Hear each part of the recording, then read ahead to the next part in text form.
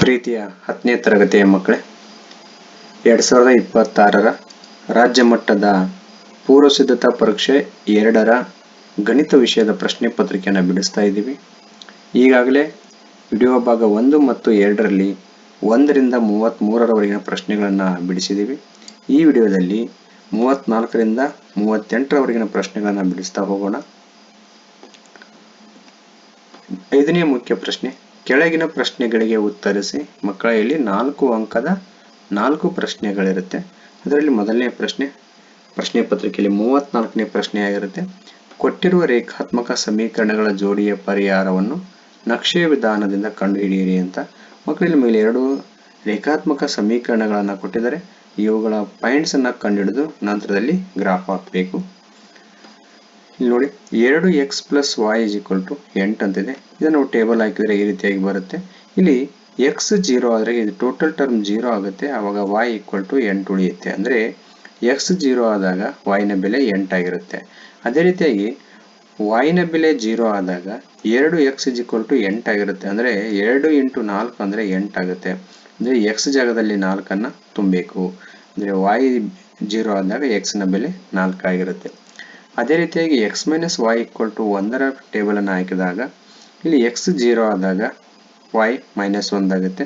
ಅದೇ ರೀತಿ y 0 ಆದಾಗ x ನ ಬೆಲೆ 1 ಆಗಿರುತ್ತೆ. ಈ ಎರಡೂ ಟೇಬಲ್ಗಳನ್ನು ನಾವು ಗ್ರಾಫಲ್ಲಿ ಹಾಕಿ ಲೈನ್ಸ್ ಅನ್ನು ಹಾಕಿದರೆ ಈ ರೀತಿಯಾಗಿ ಬರುತ್ತೆ. ಮಕ್ಕಳಿಗೆ ನೀವು ಇಲ್ಲಿ ಪ್ರಮಾಣವನ್ನು ಬರೀಬೇಕು ಕಂಪಲ್ಸರಿಯಾಗಿ. ಪ್ರಮಾಣ x ಅಕ್ಷ ಏನಾಗಿರುತ್ತಪ್ಪ ಅಂದರೆ 1 ಸೆಂಟಿಮೀಟರ್ = 1 ಮೂಲಮಾನ ಅಥವಾ 1 ಏಕಮಾನ ಅಂತ ಬರೀಬೇಕು. y ಅಕ್ಷವು ಕೂಡ 1 ಸೆಂಟಿಮೀಟರ್ = 1 ಮೂಲಮಾನ ಅಥವಾ 1 ಏಕಮಾನ ಆಗಿರುತ್ತೆ. ನೆಕ್ಸ್ಟ್ ಇದರ ಪರಿಹಾರ ಏನಾಗಿರುತ್ತಪ್ಪ ಅಂತ ನೋಡಿ. ಇಲ್ಲಿ x ಅಕ್ಷದ ಮೇಲೆ 3, y ಅಕ್ಷದ ಮೇಲೆ 2 ಇದೆ. ಹಾಗಾಗಿ ಇದರ ಪರಿಹಾರ ಎಷ್ಟಾಗುತ್ತಪ್ಪ ಅಂದರೆ 3, 2 ಆಗುತ್ತೆ.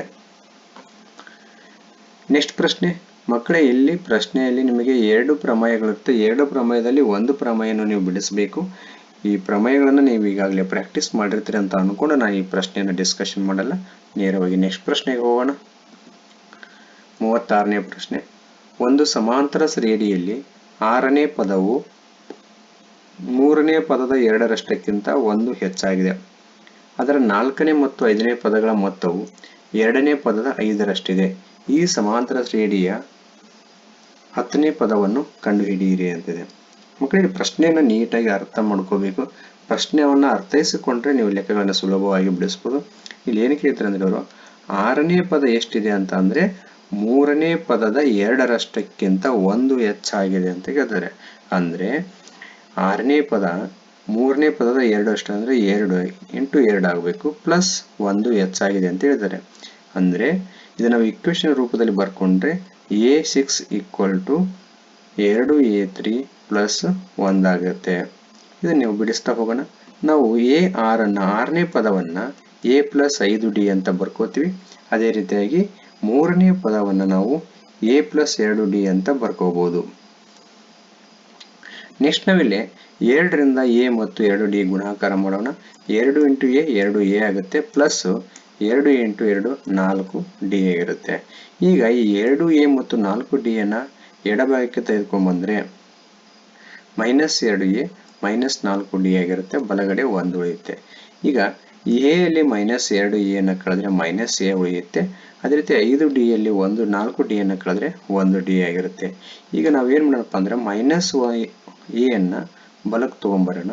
ಅವಾಗ d = a + 1 ಆಗುತ್ತೆ. ಇದು ನಾವು ಸಮೀಕರಣ 1 ಅಂತ ತಗೊಳ್ಳೋಣ ಮಕ್ಕಳೇ. ನೆಕ್ಸ್ಟ್ ಪ್ರಶ್ನೆಯಲ್ಲಿ ಮುಂದುವರೆದ ಭಾಗವನ್ನು ನೋಡೋಣ. 4ನೇ ಮತ್ತು 5ನೇ ಪದಗಳ ಮೊತ್ತವು 2ನೇ ಪದದ 5ರಷ್ಟಿದೆ. ಇದನ್ನು ಇಕ್ವೇಶನ್ ರೂಪದಲ್ಲಿ ಈ ರೀತಿಯಾಗಿ ಬರಿತೀವಿ. a4 + a5 = 5 × a2 ಅಂತ. ಅಂದರೆ 2ನೇ ಪದದ 5ರಷ್ಟು ಅಂತ. ಇದನ್ನು ನಾವು ಬಿಡಿಸ್ತಾ ಹೋದರೆ a4 ಅನ್ನು a + 3d ಪ್ಲಸ್ a5 ಅನ್ನು a + 4d = 5 × a2 ಅನ್ನು ನಾವು a + d ಅಂತ ಬರೀತೀವಿ. ನೆಕ್ಸ್ಟ್ ಇಲ್ಲಿ ನಾವು a ಮತ್ತು a ಅನ್ನು ಕೂಡಿದ್ರೆ 2a ಆಗುತ್ತೆ. ಅದೇ ರೀತಿ 3d + 4d ಅಂದರೆ 7d ಆಗುತ್ತೆ. 5 ಇಂಟು ಎ 5a ಆಗುತ್ತೆ, ಪ್ಲಸ್ 5 ಇಂಟು ಡಿ 5d ಆಗುತ್ತೆ.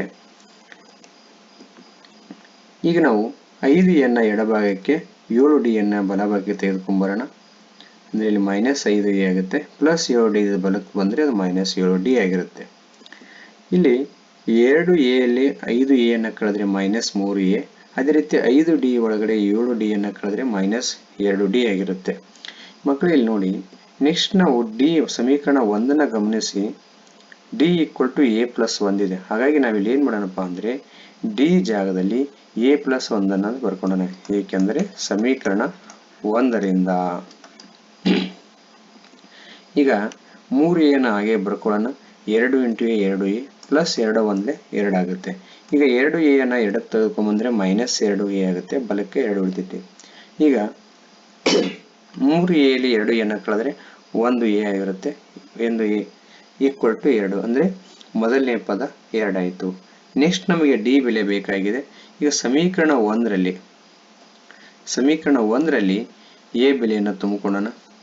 ಸಮೀಕರಣ 1 ಡಿ = a+1 ಇದೆ. ಇಲ್ಲಿ ಎ ಬೆಲೆಯನ್ನು ತುಂಬಿಕೊಂಡ್ರೆ 2 ಆಗಿರುತ್ತೆ. 2 + 1 3 ಆಗುತ್ತೆ. ಅಂದರೆ ಡಿ = 3 ಆಯಿತು. ಮಕ್ಕಳಲ್ಲಿ ನಮಗಿಲ್ಲಿ ಎ ಬೆಲೆ ಸಿಕ್ಕಿದೆ, ಡಿ ಬೆಲೆ ಸಿಕ್ಕಿದೆ. ನೆಕ್ಸ್ಟ್ ನಾವೀಗ 10ನೇ ಪದವನ್ನು ಕಂಡುಹಿಡಿಯಬೇಕಾಗಿದೆ. 10ನೇ ಪದವನ್ನು ನಾವು a+9d ಅಂತ ಬರೀಕೋತೀವಿ. ಇಲ್ಲಿ ಎ ಮತ್ತು ಡಿ ಬೆಲೆಗಳನ್ನು ತುಂಬುತ್ತಾ ಹೋಗಬೇಕು. ಎ ಬೆಲೆ 2 ಇದೆ, ಅದೇ ರೀತಿ ಡಿ ಬೆಲೆ 3 ಇದೆ. 9 × 3, 2ಕ್ಕೆ 2 ಬರೀರಿ, ಪ್ಲಸ್ 9 3 27. ಈಗ 27ಕ್ಕೆ 2 ಕೂಡಿದ್ರೆ 29 ಆಗುತ್ತೆ. ಅಂದರೆ ಇಲ್ಲಿ 10ನೇ ಸಮಾಂತರ ಶ್ರೇಣಿಯ 10ನೇ ಪದ 29 ಆಗಿರುತ್ತೆ. ಮಕ್ಕಳೇ, ಈ ಪ್ರಶ್ನೆ ನಿಮಗೆ ಬಹಳ ಸರಳವಿರ್ತಕ್ಕಂಥ ಪ್ರಶ್ನೆ, ಅರ್ಥ ಆಗಿದೆ ಅಂದ್ಕೊಂಡಿದ್ದೀನಿ. ಇದೇ ಪ್ರಶ್ನೆಯಲ್ಲಿ ನಿಮಗೆ ಇನ್ನೊಂದು ಆಯ್ಕೆ ಇರುವಂತಹ ಪ್ರಶ್ನೆ ಕೊಡಿದ್ರೆ ಅದನ್ನು ಬಿಡಿಸ್ತಾ ಹೋಗೋಣ. ಈಗ ಒಂದು ಸಮಾಂತರ ಶ್ರೇಣಿಯ ಮೊದಲನೇ ಪದ 22, n ನೇ ಪದ -11 ಮತ್ತು ಮೊದಲ n ಪದಗಳ ಮೊತ್ತ 66 ಆಗಿದೆ. ಹಾಗಾದರೆ ಶ್ರೇಣಿಯಲ್ಲಿನ ಪದಗಳ ಸಂಖ್ಯೆ ಅಂದರೆ n ಕಂಡುಹಿಡಿಬೇಕು ಮತ್ತು ಸಾಮಾನ್ಯ ವ್ಯತ್ಯಾಸ ಅಂದರೆ ಡಿ ಕಂಡುಹಿಡಿಬೇಕು. ಹಾಗೂ 3ನೇ ಪದ ಮತ್ತು 7ನೇ ಪದಗಳ ಅನುಪಾತ ಕಂಡುಹಿಡಿಯಿರಿ ಅಂತ ಹೇಳಿದರೆ, ಅಂದರೆ a3/a7 ಕಂಡುಹಿಡಿಬೇಕು. ಇಲ್ಲಿ ಮೊದಲನೇ ಪದ ಕೊಟ್ಟಿದ್ದಾರೆ, ಅಂದರೆ ಎ ಬೆಲೆ ಕೊಟ್ಟಿದ್ದಾರೆ. ನೆಕ್ಸ್ಟ್ ಇದನ್ನೇ n ನೇ ಪದ ಕೊಟ್ಟಿದ್ದಾರೆ, an ಕೊಟ್ಟಿದ್ದಾರೆ. ಅದೇ ರೀತಿಯಾಗಿ ಇಲ್ಲಿ sn ಕೂಡ ಕೊಟ್ಟಿದ್ದಾರೆ. ಇದು ನಾವು ಕೊಟ್ಟಿರ್ತಕ್ಕಂಥ ದತ್ತಾಂಶವನ್ನು ಈ ರೀತಿಯಾಗಿ ಬರ್ಕೊಳ್ಳೋಣ. a = 22, an = -11, sn = 66. n ಅನ್ನು ಕಂಡುಹಿಡಿಬೇಕು, ಕ್ವಶನ್ ಮಾರ್ಕ್ ಇದೆ. ಡಿ ಅನ್ನು ಕೂಡ ಕಂಡುಹಿಡಿಬೇಕು, ಅದು ಕೂಡ ಕ್ವಶನ್ ಮಾರ್ಕ್ ಇದೆ. ಇನ್ನೊಂದನ್ನು ಕಂಡುಹಿಡಬೇಕಾಗಿದೆ, ಯಾವುದಪ್ಪ ಅಂದ್ರೆ a3 ಅನುಪಾತ a7 ಕಂಡುಹಿಡಿಬೇಕಾಗಿದೆ. ಇಲ್ಲಿ ಗಮನಿಸಿ, ನಮಗೆ ಎ ಇದೆ, an ಇದೆ, sn ಇದೆ. ಈಗ sn ಸೂತ್ರವನ್ನು ನಮ್ಗೆ ಗೊತ್ತಿದೆ. sn = n/2 × a + an ಅಂತ. ಈ ಸೂತ್ರದಲ್ಲಿ ನಾವು ಮೇಲಿನ ಬೆಲೆಗಳನ್ನು ತುಂಬುತ್ತಾ ಹೋಗ್ರಿ. sn 66 ಇದೆ, n ಬೆಲೆ ಗೊತ್ತಿಲ್ಲ, ಅದನ್ನು ಹಾಗೆ ಬರ್ಕೊಳ್ಳೋಣ. a ಬೆಲೆ 22 ಇದೆ, an ಬೆಲೆ -11 ಇದೆ. ನೆಕ್ಸ್ಟ್ 66 ಹಾಗೆ ಇರಲಿ, n/2 ಹಾಗೆ ಇರಲಿ. 22ರಲ್ಲಿ 11 ಕಳೆಯಿರಿ, 11 ಆಗಿರುತ್ತೆ. ನೆಕ್ಸ್ಟ್ ನಾವೀಗ n/2 = ಈ 11 ಈ ಕಡೆ ತಗೊಂಬಂದ್ರೆ /11 ಆಗುತ್ತೆ. 66/11. ಇಲ್ಲಿ ಈಗ 11 1 11 6 ಆಗುತ್ತೆ. ನೆಕ್ಸ್ಟ್ ಇದನ್ನು 2 ಈ ಕಡೆ ಬಲಕ್ಕೆ ತೆಗೆದುಕೊಂಡ್ಬಂದ್ರೆ 8 2 ಆಗುತ್ತೆ, 6 2 12 ಆಗುತ್ತೆ. ಅಂದರೆ ಇಲ್ಲಿ ಪದಗಳ ಸಂಖ್ಯೆ 12 ಆಗಿರುತ್ತೆ. ನೆಕ್ಸ್ಟ್ ನಾವೀಗ ಸಾಮಾನ್ಯ ವ್ಯತ್ಯಾಸವನ್ನು ಕಂಡುಹಿಡಿಯಬೇಕು. ನೋಡ್ರಿ ಮಕ್ಕಳು, ಇಲ್ಲಿ ಪ್ರಶ್ನೆಯಲ್ಲಿ ಏನು ಸೂತ್ರವನ್ನು ಹಾಕಬೇಕು. an = a + n - 1 × d. ಯಾಕಪ್ಪ ಅಂತಂದರೆ ನಮಗೆ an ಬೆಲೆ ಗೊತ್ತಿದೆ, a ಗೊತ್ತಿದೆ, an ಗೊತ್ತಿದೆ, ಜೊತೆಗೆ n ಬೆಲೆ ಕೂಡ ಗೊತ್ತಾಗಿದೆ. ಹಾಗಾಗಿ ಸುಲಭವಾಗಿ ನೀವು ಡಿ ಅನ್ನು ಕಂಡುಹಿಡಿಯಬಹುದು. an ಅಂದರೆ -11 ಇದೆ, a ಬೆಲೆ 22 ಇದೆ, n ಬೆಲೆ 12 ಇದೆ. -11 ಹಾಗೆ ಬರ್ಕೊಂಡ 22 ಪ್ಲಸ್ 12ರಲ್ಲಿ 1 ಕಳೆದ್ರೆ 11 ಆಗುತ್ತೆ, 11 ಡಿ ಆಗುತ್ತೆ. ಈಗ 11 ಡಿ ಅನ್ನು ಹಾಗೆ ಉಳಿಸ್ಕೊಂಡು 22 ಎಡಭಾಗಕ್ಕೆ ತೆಗೆದುಕೊಂಡ್ಬಂದ್ರೆ -22 ಆಗುತ್ತೆ. -11 -22 ಕೂಡಿದ್ರೆ -33 = 11 ಡಿ ಆಗಿರುತ್ತೆ. ಈಗ ಡಿ = -3. ಯಾಕಪ್ಪ ಅಂದರೆ 11 1 11 3 ಆಗುತ್ತೆ, -3. ಅಂದರೆ ಸಾಮಾನ್ಯ ವ್ಯತ್ಯಾಸ -3 ಆಗಿರುತ್ತೆ. ನೆಕ್ಸ್ಟ್ ಮಕ್ಕಳೇ, ನಾವೀಗ ಅನುಪಾತವನ್ನು ಕಂಡುಹಿಡಿಯಬೇಕು. ಈ ಮೂರನೇ ಪದ ಮತ್ತು ಏಳನೇ ಪದಗಳ ಅನುಪಾತವನ್ನು ಕಂಡುಹಿಡಿಯಬೇಕಾಗಿದೆ. ಇಲ್ಲಿ ನಾವು A3/A7 ಈಕ್ವಲ್ ಟು A3 ನಾವು A+2D ಅಂತ ಬರ್ಕೋತೀವಿ. ಅದೇ ರೀತಿ A7 A+6D ಅಂತ ಬರ್ಕೋತಾ ಹೋಗ್ತೀವಿ. ನೋಡ್ರಿ, ನಮಗೆ ಎ ಮತ್ತು ಡಿ ಬೆಲೆ ಗೊತ್ತಿರೋದ್ರಿಂದ ಆ ಬೆಲೆಗಳನ್ನ ನಾವು ಇಲ್ಲಿ ತುಂಬ್ತಾ ಹೋಗೋಣ. ಎ ಬೆಲೆ 22 ಇದೆ, ಇಲ್ಲಿ ಡಿ ಬೆಲೆ -3 ಇದೆ, ಇಲ್ಲಿ ಕೂಡ 22 -3 ನಾವು ತುಂಬಿಕೊಂಡಿದ್ದೇವೆ. 22 ಹಾಗೆ ಬರ್ಕೊಳ್ಳೋಣ. ಪ್ಲಸ್ ಇಂಟು ಮೈನಸ್ ಮೈನಸ್ ಆಗುತ್ತೆ. 2 ಇಂಟು 3 6 ಆಗಿರುತ್ತೆ. ಅದೇ ರೀತಿ 22 -6 3 18. 22ರಲ್ಲಿ 6 ಕಳೆದ್ರೆ 16 ಉಳಿಯುತ್ತೆ. 22ರಲ್ಲಿ 18 ಕಳೆದ್ರೆ ನಮಗೆ 4 ಆಗಿರುತ್ತೆ. ಇನ್ನು ಮತ್ತೆ ನಾವು ಕ್ಯಾನ್ಸಲ್ ಮಾಡಿದ್ರೆ 4 1 4 4 ಆಗುತ್ತೆ. ಅಂದರೆ A3/A7 ಈಕ್ವಲ್ ಟು 4/1 ಆಗಿರುತ್ತೆ. ಅಂದರೆ A3 ಅನುಪಾತ A7 ಈಕ್ವಲ್ ಟು 4:1. ಅಂದರೆ ಇದು ಮೂರನೇ ಪದ ಮತ್ತು ಏಳನೇ ಪದಗಳ ಅನುಪಾತ ಎಷ್ಟಾಗಿರುತ್ತಪ್ಪ ಅಂದರೆ 4:1 ಆಗಿರುತ್ತೆ. ನೆಕ್ಸ್ಟ್ 37ನೇ ಪ್ರಶ್ನೆ. ಮಕ್ಕಳೇ, ಈ ಪ್ರಶ್ನೆ ತ್ರಿಕೋನಮಿತಿಯ ಅನ್ವಯಗಳು ಪಾಠದ ಮೇಲೆ ಇರತಕ್ಕಂಥ ಪ್ರಶ್ನೆ. ಒಂದು ಸಮತಟ್ಟಾದ ನೆಲದ ಮೇಲೆ ಒಂದು ಕಟ್ಟಡ ಮತ್ತು ಒಂದು ಗೋಪುರ ನೇರವಾಗಿ ನಿಂತಿವೆ. ಅದೇ ನೆಲದ ಮೇಲಿನ ಒಂದು ಬಿಂದುವಿನಿಂದ ಎ ಅಂದರೆ ಪಾಯಿಂಟ್ ಕೊಟ್ಟಿದ್ದಾರೆ ಎ ಅಂತ, ಕಟ್ಟಡದ ಒಂದು ಕಿಟಕಿಗೆ ಮತ್ತು ಗೋಪುರದ ತುದಿಗೆ ಇರುವ ಉನ್ನತ ಕೋನಗಳು ಕ್ರಮವಾಗಿ ಚಿತ್ರದಲ್ಲಿ ತೋರಿಸಿರುವಂತೆ 30 ಡಿಗ್ರಿ ಮತ್ತು 60 ಡಿಗ್ರಿ ಆಗಿವೆ. ಗೋಪುರದ ಮೇಲೆ ಕುಳಿತಿರುವ ಒಂದು ಪಕ್ಷಿಯು BD ನೇರದಲ್ಲಿ ಕಟ್ಟಡ ತುದಿಗೆ ಹಾರುತ್ತದೆ. ಗೋಪುರದ ಪಾದ ಮತ್ತು ಬಿಂದುವಿನ ಎ ಬಿಂದು ನಡುವಿನ ದೂರವು 30 ಮೀಟರ್ ಹಾಗೂ ಕೋನ ABD = 90 ಡಿಗ್ರಿ ಆದರೆ ಪಕ್ಷಿಯು ಚಲಿಸಿದ ದೂರ ಮತ್ತು ಕಟ್ಟಡದ ಎತ್ತರವನ್ನು ಕಂಡುಹಿಡಿಯಿರಿ. ಮಕ್ಕಳ ಚಿತ್ರವನ್ನು ಸ್ಪಷ್ಟವಾಗಿ ಗಮನಿಸಿ, ಜೊತೆಗೆ ಪ್ರಶ್ನೆಯನ್ನು ಕೂಡ ಸರಿಯಾಗಿ ಅರ್ಥೈಸಿಕೊಂಡ್ರೆ ಈ ಲೆಕ್ಕಗಳನ್ನು ಸುಲಭವಾಗಿ ಬಿಡಿಸಬಹುದು. ಇಲ್ಲಿ ಇದು ಏನಪ್ಪಾ ಅಂದ್ರೆ FD ಅಂತ ಏನಿದೆಯಲ್ಲ, F ನಿಂದ ಇದು ಕಟ್ಟಡ ಆಗಿರುತ್ತೆ, ಇದು B ಮತ್ತು ಈ B ಇದೆಯಲ್ಲ ಇದು ಏನಾಗಿರುತ್ತೆ ಅಂದ್ರೆ ಗೋಪುರ ಆಗಿರುತ್ತೆ. ನೆಕ್ಸ್ಟ್ ಏನ್ ಹೇಳ್ತಾ ಇದಾರೆ ಅಂದ್ರೆ ಅವರು ನೆಲದ ಮೇಲಿನ ಒಂದು ಬಿಂದು ಅಂದ್ರೆ ಎ ಬಿಂದುವಿನಿಂದ ಕಟ್ಟಡದ ಕಿಟಕಿಗೆ ಅಂದ್ರೆ ಸಿ ಜೊತೆಗೆ ಗೋಪುರದ ತುದಿಗೆ ಅಂದ್ರೆ ಬಿ ಪಾಯಿಂಟ್ ಅನ್ನು ನೋಡಿದಾಗ ಇಲ್ಲಿ ಉನ್ನತ ಕೋನಗಳು, ಕಿಟಕಿಯನ್ನು ನೋಡಿದಾಗ ಉನ್ನತ ಕೋನ 30 ಡಿಗ್ರಿ ಆಗಿರುತ್ತೆ, ಗೋಪುರದ ತುದಿಯನ್ನು ನೋಡಿದಾಗ ಉನ್ನತ ಕೋನ 60 ಡಿಗ್ರಿ ಆಗಿರುತ್ತೆ. ನೆಕ್ಸ್ಟ್ ಏನಂತಾರೆ, ಗೋಪುರದ ಮೇಲೆ ಕುಳಿತಿರುವ ಒಂದು ಪಕ್ಷಿಯು BD ನೇರದಲ್ಲಿ ಕಟ್ಟಡದ ತುದಿಗೆ ಹಾರುತ್ತದೆ ಅಂತ ಹೇಳ್ತಾರೆ. ಅಂದ್ರೆ ಈ ಬಿ ಪಾಯಿಂಟ್ ನಲ್ಲಿ ಇರ್ತಕ್ಕಂಥ ಒಂದು ಪಕ್ಷಿ ಏನ್ ಮಾಡ್ತಪ್ಪ ಅಂದ್ರೆ ಈ BD ಮಾರ್ಗದಲ್ಲಿ ನೇರವಾಗಿ ಇಲ್ಲಿ ಚಲಿಸುತ್ತೆ, ಅಂದ್ರೆ ಇಲ್ಲಿ ಬರುತ್ತೆ. ಹಾಗಾದ್ರೆ ಅವ್ರಿಗೆ ಕೇಳಿದ್ದೇನಪ್ಪಾ ಅಂದ್ರೆ BDಯ ಉದ್ದವನ್ನು ಕಂಡುಹಿಡಿಬೇಕು. ಅಂದ್ರೆ ಪಕ್ಷಿಯು ಇಲ್ಲಿಂದ ಇಲ್ಲಿಗೆ ಎಷ್ಟು ದೂರ ಚಲಿಸ್ತು ಅನ್ನೋದನ್ನ ಕಂಡುಹಿಡಿಬೇಕು. ನೆಕ್ಸ್ಟ್ ಕಟ್ಟಡದ ಎತ್ತರವನ್ನು ಕಂಡುಹಿಡಿಬೇಕು. ಅಂದ್ರೆ ಈ ಕಟ್ಟಡವನ್ನು FD ಇದನ್ನು ಕೂಡ ಕಂಡುಹಿಡಿಬೇಕು ಅಂತ. ನೆಕ್ಸ್ಟ್ ನೋಡ್ರಿ, ಅವ್ರು ಏನು ಕೊಟ್ಟಿದ್ದಾರೆ ನಮಗೆ, ಗೋಪುರದ ಪಾದ ಮತ್ತು ಬಿಂದುವಿನ ನಡುವಿನ ದೂರ ಅಂದ್ರೆ ಗೋಪುರದ ಪಾದ ಈ ಬಿಂದು ಎ ನಡುವಿನ ದೂರ ಎಷ್ಟಿದೆ ಅಂದ್ರೆ 30 ಮೀಟರ್ ಇದೆ. ಜೊತೆಗೆ ಕೋನ ABD ಅಂದ್ರೆ ಈ ಕೋನದಲ್ಲಿ ಇದು 90 ಡಿಗ್ರಿ ಇದೆ ಅಂತ ಹೇಳ್ತಾ ಇದ್ದಾರೆ. ಬನ್ನಿ ಮಕ್ಕಳು ಯಾವ ರೀತಿ ಬಿಡಿಸೋದನ್ನು ನೋಡ್ತಾ ಹೋಗೋಣ. ಇಲ್ಲಿ ಕಟ್ಟಡದ ಎತ್ತರ BE ಆಗಿರುತ್ತೆ, ಅದನ್ನು ಕಂಡುಹಿಡಿಬೇಕು. ಅದೇ ರೀತಿ ಪಕ್ಷಿ ಚಲಿಸಿದ ದೂರ BD ಅಳತೆ ಆಗಿರುತ್ತೆ, ಅದನ್ನು ಕೂಡ ನಾವು ಇಲ್ಲಿ ಕಂಡುಹಿಡಿಯಬೇಕಾಗಿರುತ್ತೆ. ಮೊದಲು ನಾವು ತ್ರಿಭುಜ BAE ನೋಡೋಣ. ಅಂದ್ರೆ ಇದು ಲಂಬಕೋನ ತ್ರಿಭುಜ, ಇದು ಕೋನ 90 ಡಿಗ್ರಿ ಆಗಿರುತ್ತೆ. ಈ ಲಂಬಕೋನ ತ್ರಿಭುಜದಲ್ಲಿ BE/AE ಅಂತ ತಗೊಳ್ಳೋಣ. ಯಾಕಪ್ಪ ಅಂದ್ರೆ ನಮಗೆ ಎ ಕೋನದ ಅಳತೆ ಗೊತ್ತಿದೆ, ಜೊತೆಗೆ AE ಬಾವಿನ ಅಳತೆ ಗೊತ್ತಿದೆ. ಅಂದ್ರೆ BE/AE ಅಂದ್ರೆ ಅಭಿಮುಖ ಬಾಹು ಬೈ ಪಾರ್ಶ್ವ ಬಾಹು ಏನಾಗಿರುತ್ತಪ್ಪ ಅಂದ್ರೆ ಅದರ ಅನುಪಾತ ಟ್ಯಾನ್ ಆಗಿರುತ್ತೆ. ಟ್ಯಾನ್ ಥೀಟಾ ಅಂದ್ರೆ ಟ್ಯಾನ್ 60 ಡಿಗ್ರಿ ಆಗಿರುತ್ತೆ. ಇಲ್ಲಿ ನಮಗೆ BE ಅಳತೆಯನ್ನು ಕಂಡುಹಿಡಿಬೇಕು, ಅದನ್ನು ಹಾಗೆ ಬರ್ಕೊಳ್ಳೋಣ.